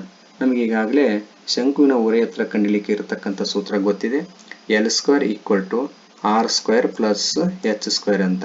ಈಗ ನಮಗೆ ಇಲ್ಲಿ ಎಚ್ ಕೂಡ ಗೊತ್ತಿದೆ, ಎಲ್ ಕೂಡ ಗೊತ್ತಿದೆ. ಆರ್ ಅನ್ನ ಕಂಡುಹಿಡಿದ್ರೆ ನಮಗೆ ಈ ಮೂರು ಆಕೃತಿಗಳ ತ್ರಿಜ್ಯ ಕೂಡ ಕಂಡುಹಿಡಿದಂಗಾಗುತ್ತೆ, ಯಾಕಂದ್ರೆ ಅವು ತ್ರಿಜ್ಯಗಳು ಸಮ ಇದೆ ಅಂತ. ಎಲ್ ಅಂದ್ರೆ 25 ಇದೆ, 25 ಸ್ಕ್ವೇರ್ ಪ್ಲಸ್ ಆರ್ ಸ್ಕ್ವೇರ್ ಹಂಗೆ ಇರಲಿ, ಪ್ಲಸ್ ಎಚ್ ಬೆಲೆ 24 ಇದೆ, 24 ಸ್ಕ್ವೇರ್. 25 ವರ್ಗ 625, ಅದೇ ರೀತಿ 24 ವರ್ಗ 576 ಬರ್ಕೊಂಡಿದ್ವಿ. ಈಗ R square is equal to 625 minus 576 ಆಗುತ್ತೆ. 576 ಎರಡಕ್ಕೆ ಹೋದ್ರೆ ಮೈನಸ್ ಆಗಿರುತ್ತೆ, ಹಾಗಾಗಿ ಮೈನಸ್ 576. ಇಲ್ಲಿ 625ರಲ್ಲಿ 576 ಕಳೆದ್ರೆ ನಮಗೆ 49 ಬರುತ್ತೆ. ಇದು ಆರ್ ಸ್ಕ್ವೇರ್. ಆರ್ ಬೆಲೆ ಏನಾಗಿರುತ್ತಪ್ಪ ಅಂದ್ರೆ √49, ಅಂದ್ರೆ ವರ್ಗಮೂಲ ಎಷ್ಟಪ್ಪ ಅಂತಂದ್ರೆ 7 ಆಗಿರುತ್ತೆ. ಅಂದ್ರೆ ನಮಗೆ ಇಲ್ಲಿ ಆರ್ ಎಷ್ಟಾಗುತ್ತಪ್ಪ ಅಂತಂದ್ರೆ 7 ಸೆಂಟಿಮೀಟರ್ ಆಗಿರುತ್ತೆ. ನೆಕ್ಸ್ಟ್ ಸಿಲಿಂಡರ್ ತ್ರಿಜ್ಯ ಈಕ್ವಲ್ ಟು ಅರ್ಧಗೋಳದ ತ್ರಿಜ್ಯ ಈಕ್ವಲ್ ಟು ಶಂಕುವಿನ ತ್ರಿಜ್ಯ, ಮೂರು ಸಮ ಇದೆ. ಅದನ್ನ ಆರ್ ಅಂತ ತಗೊಳ್ಳೋಣ. ಎಷ್ಟಿದೆಪ್ಪ ಅಂದ್ರೆ ಅದು 7 ಸೆಂಟಿಮೀಟರ್ ಇದೆ. ನೆಕ್ಸ್ಟ್ ಸಿಲಿಂಡರ್ನ ಎತ್ತರ. ಸಿಲಿಂಡರ್ನ ಎತ್ತರ ನೋಡ್ರಿ, ಇಲ್ಲಿ ಈ ಸಿಲಿಂಡರ್ನ ಒಟ್ಟು ಎತ್ತರ ನೋಡ್ರಿ, ಇಲ್ಲಿಂದ ಇಲ್ಲಿಗೆ 24 ಸೆಂಟಿಮೀಟರ್ ಇದೆ. ಈ ಅರ್ಧಗೋಳದ ತ್ರಿಜ್ಯನೇ ಏನಾಗಿರ್ತದಪ್ಪ ಅಂದ್ರೆ ಈ ಅರ್ಧಗೋಳದ ಎತ್ತರ ಆಗಿರ್ತೈತಿ. ಇದು ಎಷ್ಟಿದೆಯಪ್ಪ ಅಂದ್ರೆ ಅರ್ಧಗೋಳದ ತ್ರಿಜ್ಯ 7 ಸೆಂಟಿಮೀಟರ್ ಇದೆ. 24ಕ್ಕೆ 7 ಕೂಡಿಸಿದ್ರೆ ನಮಗೆ 31 ಸೆಂಟಿಮೀಟರ್ ಆಗಿರುತ್ತೆ. ಇದು ಸಿಲಿಂಡರ್ನ ಎತ್ತರ ಆಗಿರುತ್ತೆ. ನಾವು ಇಲ್ಲಿ ಲೆಕ್ಕದಲ್ಲಿ ಕ್ಯಾಪಿಟಲ್ ಎಚ್ ಅಂತ ತಗೊಂಡಿದ್ದೀವಿ. ಬನ್ನಿ ಹಾಗಾದ್ರೆ ಬಿಡಿಸ್ತಾ ಹೋಗೋಣ. ಉಳಿದ ಘನಾಕೃತಿಯ ಘನಫಲ, ಸಿಲಿಂಡರ್ನ ಘನಫಲ ಮೈನಸ್ ಶಂಕುವಿನ ಘನಫಲ ಮೈನಸ್ ಅರ್ಧಗೋಳದ ಘನಫಲ ಅಂತ ಬರ್ಕೊಂಡಿದ್ದೀವಿ. ಸಿಲಿಂಡರ್ನ ಘನಫಲದ ಸೂತ್ರ pi R square capital H ಅಂತ, ಇಲ್ಲಿ ಲೆಕ್ಕದಲ್ಲಿ ಕ್ಯಾಪಿಟಲ್ ಎಚ್ ಅಂತ ತಗೊಂಡಿರೋದ್ರಿಂದ ಇಲ್ಲಿ ಕ್ಯಾಪಿಟಲ್ ಎಚ್ ಅಂತ ಬರ್ಕೊಂಡಿದ್ದೀನಿ, ಮೈನಸ್ ಶಂಕುವಿನ ಘನಫಲ 1/3 pi R square H minus ಅರ್ಧಗೋಳದ ಘನಫಲ ಸೂತ್ರ 2/3 ಪೈ ಆರ್ ಕ್ಯೂಬ್ ಅಂತ ಇರುತ್ತೆ. ಇಲ್ಲಿ ಮೂರರಲ್ಲಿ ಕೂಡ ಪೈ ಆರ್ ಸ್ಕ್ವೇರ್ ಇರೋದ್ರಿಂದ ಪೈ ಆರ್ ಸ್ಕ್ವೇರ್ ಅನ್ನ ಕಾಮನ್ ತೆಗೆದುಕೊಂಡ್ರೆ ಬ್ರಾಕೆಟ್ ಅಲ್ಲಿ H minus 1/3 H minus 2/3 R ಉಳಿಯುತ್ತೆ. ಈಗ ಇದರಲ್ಲಿ ಬೆಲೆಗಳನ್ನು ತುಂಬುತ್ತಾ ಹೋದ್ರೆ ನಮಗೆ ಈಗಾಗಲೇ ಗೊತ್ತಿದೆ ತ್ರಿಜ್ಯ 7 ಸೆಂಟಿಮೀಟರ್ ಅಂತ ಗೊತ್ತಿದೆ. 22/7 ಪೈ ಬೆಲೆ ತುಂಬಿಕೊಳ್ಳೋಣ. ಆರ್ ಸ್ಕ್ವೇರ್ ಅಂದ್ರೆ 7 ಸ್ಕ್ವೇರ್ ಅಂತ ಬರೀಬೇಕು, ಅದನ್ನ 7 × 7 ಅಂತ ಬರ್ಕೊಂಡಿದ್ದೀನಿ. ಬ್ರಾಕೆಟ್ ಅಲ್ಲಿ ಹೆಚ್ ಅಂದ್ರೆ ಇಲ್ಲಿಂದ ಇಲ್ಲಿಗೆ ಅಂದ್ರೆ ಇದು 31 ಸೆಂಟಿಮೀಟರ್ ಇದು ಸಿಲಿಂಡರ್ನ ಎತ್ತರ ಆಗಿರತೈತಿ. ನೆಕ್ಸ್ಟ್ ಇದು ಸ್ಮಾಲ್ ಎಚ್, ಇದು ಎಲ್ ಆಗಿರುತ್ತೆ. ಈಗ 1/3 ಇಲ್ಲಿ ಸ್ಮಾಲ್ ಎಚ್ ಎಷ್ಟಿದೆಪ್ಪ ಅಂದ್ರೆ 24 ಇದೆ, ಶಂಕುವಿನ ಎತ್ತರ 24 ಮೈನಸ್ 2/3 ಆರ್ ಬೆಲೆ 7 ಅಂತ ಇದೆ. 22/7 ಇದು ಒಂದು 7 ಕ್ಯಾನ್ಸಲ್ ಆದರೆ 22 × 7 ಉಳಿಯುತ್ತೆ. ಇಂಟು ಬ್ರಾಕೆಟ್ 31 ಮೈನಸ್ 3 1 3 8 1 × 8 ಎಷ್ಟಾಗುತ್ತೆ ಅಂದರೆ 8 ಆಗುತ್ತೆ. ಮೈನಸ್ 2 ಮತ್ತು 7 ಗುಣಾಕಾರ ಮಾಡಿದ್ರೆ 14 ಆಗುತ್ತೆ. 14/3 ಅಂತ ಬರ್ಕೊಂಡಿದ್ದೀವಿ. ನೆಕ್ಸ್ಟ್ ಇಲ್ಲಿ 31ರಲ್ಲಿ 8 ಕಳೆದ್ರೆ 23 ಇರುತ್ತೆ. 23 ಮೈನಸ್ 14/3 ಈ ಎರಡು ಟರ್ಮ್ ಆಸ್ ಇಟ್ ಇಸ್ ಬರ್ಕೊಳ್ಳೋಣ. ನೆಕ್ಸ್ಟ್ 22/7 ಹಾಗೆ ಬರ್ಕೊಳ್ಳೋಣ. ಇಲ್ಲಿ ನಮಗೆ 3 ಮತ್ತು 1 ಲಾಸ್ ಎಷ್ಟಾಗುತ್ತೆ ಅಂದರೆ 3 ಆಗುತ್ತೆ. ಇದನ್ನು ಓರೆ ಗುಣಾಕಾರ ಮಾಡಿದ್ರೆ 69 ಆಗುತ್ತೆ. 23 × 3 ಅಂದರೆ 69 ಆಗುತ್ತೆ. 63 ಮೈನಸ್ 14. ನೆಕ್ಸ್ಟ್ ನಾವೀಗ 69ರಲ್ಲಿ 14 ಕಳಿಬೇಕು ಮಕ್ಕಳೇ, ಇದು 2 ಸರಿ ಆಗಿದೆ. 69ರಲ್ಲಿ 14 ಕಳೆದ್ರೆ ನಮಗೆ 55 ಆಗುತ್ತೆ. 55/3 ಆಗಿರುತ್ತೆ. ನೆಕ್ಸ್ಟ್ ಇಲ್ಲಿ 22 × 7 ಗುಣಾಕಾರ ಮಾಡಿದ್ರೆ 154 ಆಗುತ್ತೆ. ನೆಕ್ಸ್ಟ್ ನಮಗೆ 154 × 55 ಗುಣಿಸಿದ್ರೆ ನಮಗೆ 8470 ಆಗಿರುತ್ತೆ. ಛೇದದಲ್ಲಿ 3 ಆಗಿ ಬರ್ಕೊಳ್ಳೋಣ. ಅಂದ್ರೆ ಇದರ ಉತ್ತರ 8470/3 ಸೆಂಟಿಮೀಟರ್ ಕ್ಯೂಬ್. ಇದನ್ನು ನಾವು ಒಂದು ಸ್ಟೆಪ್ ನೆಕ್ಸ್ಟ್ ಹೋಗಿ ಇದನ್ನು ಭಾಗಿಸಿದ್ರೆ ನಮಗೆ 3ರಿಂದ ಭಾಗಾಕಾರ ಮಾಡಿದ್ರೆ 2823.33 ಸೆಂಟಿಮೀಟರ್ ಕ್ಯೂಬ್ ಆಗಿರುತ್ತೆ. ಇದು ಏನಪ್ಪಾ ಅಂದ್ರೆ ಉಳಿದ ಘನಾಕೃತಿಯ ಘನಫಲ. ಈಗ ನೆಕ್ಸ್ಟ್ ಅವರು ಘನಾಕೃತಿಯ ವಕ್ರ ಮೇಲ್ಮೈ ವಿಸ್ತೀರ್ಣವನ್ನು ಕೇಳಿದರೆ, ಅಂದರೆ 3 ಅಂದರೆ ಶಂಕುವಿನ ವಕ್ರ ಮೇಲ್ಮೈ ವಿಸ್ತೀರ್ಣ ಪ್ಲಸ್ ಸಿಲಿಂಡರ್ನ ವಕ್ರ ಮೇಲ್ಮೈ ವಿಸ್ತೀರ್ಣ ಪ್ಲಸ್ ಅರ್ಧಗೋಳದ ವಕ್ರ ಮೇಲ್ಮೈ ವಿಸ್ತೀರ್ಣವನ್ನು ಕೂಡಬೇಕು. ಇಲ್ಲಿ ಶಂಕುವಿನ ವಕ್ರ ಮೇಲ್ಮೈ ಸೂತ್ರ ಪೈ ಆರ್ ಅಲ್ಲಿದೆ. ಅದೇ ರೀತಿ ಸಿಲಿಂಡರ್ನ ವಕ್ರ ಮೇಲ್ಮೈ ವಿಸ್ತೀರ್ಣ 2πrh ಪ್ಲಸ್ ಅರ್ಧಗೋಳದ ವಕ್ರ ಮೇಲ್ಮೈ ವಿಸ್ತೀರ್ಣ 2πr². ಇಲ್ಲಿ ಕೂಡ ನಿಮಗೆ ಪೈ ಆರ್ ಕಾಮನ್ ಇರೋದ್ರಿಂದ ಪೈ ಆರ್ ಕಾಮನ್ ತೆಗೆದುಕೊಂಡ್ರೆ ಬ್ರಾಕೆಟ್ ಅಲ್ಲಿ ಎಲ್ ಪ್ಲಸ್ 2h, ಇಲ್ಲಿ 2 ಮತ್ತು h ಉಳಿಯುತ್ತೆ. ನೆಕ್ಸ್ಟ್ ಇಲ್ಲಿ 2 ಉಳಿಯುತ್ತೆ, 1 6 ಉಳಿಯುತ್ತೆ. ಇಲ್ಲಿ ಪೈ ಬೆಲೆ 22/7. ಅದೇ ರೀತಿಯಾಗಿ ತ್ರಿಜ್ಯ ಬೆಲೆ 7 ಇದೆ. ಇಂಟು ಬ್ರಾಕೆಟ್ ಓರೆ ಎತ್ತರ 25 ಇದೆ. 2 ಇಂಟು h 31, ಅಂದರೆ ಇದು ಸಿಲಿಂಡರ್ನ ಎತ್ತರ 31 ಪ್ಲಸ್ 2 ಇಂಟು 7. ಬ್ರಾಕೆಟ್ ಇಲ್ಲಿರೋದನ್ನ ಬಿಡಿಸ್ತಾ ಹೋಗೋಣ. ಇಲ್ಲಿ 7 7 ಕ್ಯಾನ್ಸಲ್ ಆಗುತ್ತೆ, 22 ಆಗ ನಾವು 22 ಉಳಿತೈತಿ. ಇಂಟು ಬ್ರಾಕೆಟ್ 25ಕ್ಕೆ ಹಾಗೆ ಬರ್ಕೊಳ್ಳೋಣ. ಇಲ್ಲಿ 31 ಇಂಟು 2 ಅಂದರೆ 62 ಆಗುತ್ತೆ, ಪ್ಲಸ್ 2 ಇಂಟು 7 ಅಂದರೆ 14 ಆಗಿರುತ್ತೆ. ಇಲ್ಲಿ 25 ಪ್ಲಸ್ 62 14ನ್ನ ಕೂಡಿದ್ರೆ ನಮಗೆ 101 ಬರುತ್ತೆ. ಇದನ್ನು 22ರಿಂದ ಗುಣಾಕಾರ ಮಾಡಿದ್ರೆ ನಮಗೆ 2722 ಉಳಿತೈತಿ. ಅಂದರೆ ಘನಾಕೃತಿಯ ವಕ್ರ ಮೇಲ್ಮೈ ವಿಸ್ತೀರ್ಣ ಏನಾಯ್ತಪ್ಪ ಅಂದರೆ 2222 ಸೆಂಟಿಮೀಟರ್ ಸ್ಕ್ವೇರ್ ಆಗಿರುತ್ತೆ. ಮಕ್ಕಳೇ, ಇಲ್ಲಿವರೆಗೆ ನಾವು ಪೂರ್ವಸಿದ್ಧತಾ ಪರೀಕ್ಷೆ 2ರ ಗಣಿತ ವಿಷಯದ ಪ್ರಶ್ನೆ ಪತ್ರಿಕೆಯನ್ನು ಬಿಡಿಸಿದ್ದೀವಿ. ಈ ವಿಡಿಯೋನ ಇಲ್ಲಿವರೆಗೆ ಪೂರ್ತಿಯಾಗಿ ನೋಡಿದ್ದಕ್ಕಾಗಿ ತಮ್ಮೆಲ್ಲರಿಗೂ ಧನ್ಯವಾದಗಳು.